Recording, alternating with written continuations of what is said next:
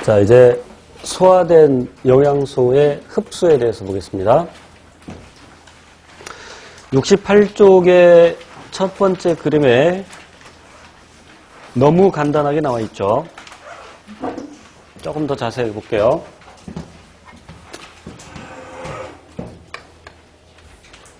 소화된 양분의 흡수는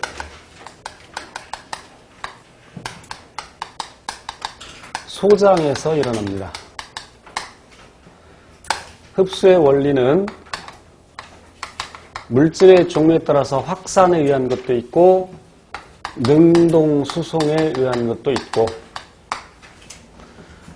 역시 생투에서 세포막을 통한 물질 이동 방법이 구체적으로 나오는데, 확산은 농도가 높은 쪽에서 낮은 쪽으로 용질 이동하는 현상이고, 소금을 물에 넣으면 소금이 녹아서 소금물이 되죠. 이때 녹는 물질을 용질이라고 하고, 녹이는 물질을 용매에서 만들어진 소금물과 같은 것을 용액이라고 하죠. 녹는 현상을 용해라고 합니다. 참고로 융해는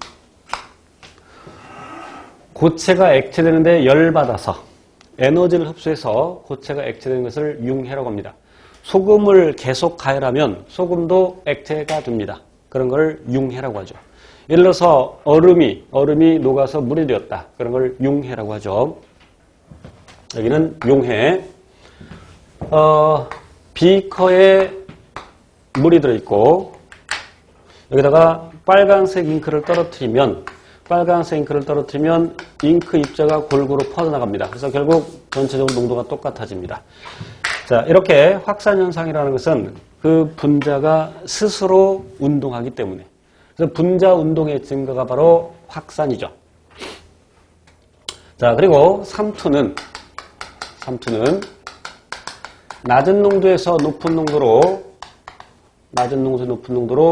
물이 이동하는 현상인데, 반드시 반투막을 경계로 해서 일어납니다. 우리 세포막도 반투막에 해당이 되죠. 쉽게 말하면 용질과 용매 있을 때 용매 이동시키는 겁니다. 용질을 잘 이동시키지 못하죠. 구체적인 것은 나중에 배우고. 자, 여기 반투막이 있습니다. 셀로판 종이도 반투막이라는 일이죠. 그래서 왼쪽은 3%, 오른쪽은 1% 염화나트륨 수용액이 있다. 그럼 그 염화나트륨이 물에서 이온화된 상태, 나트륨이온과 염화이온으로. 그런데 이 이온들은, 전하를 띠는 애들은 반투막을 통과하기 어렵습니다. 쉽게 말하면, 진짜 그런 건 아니지만 구멍이 뚫렸다고 칩시다.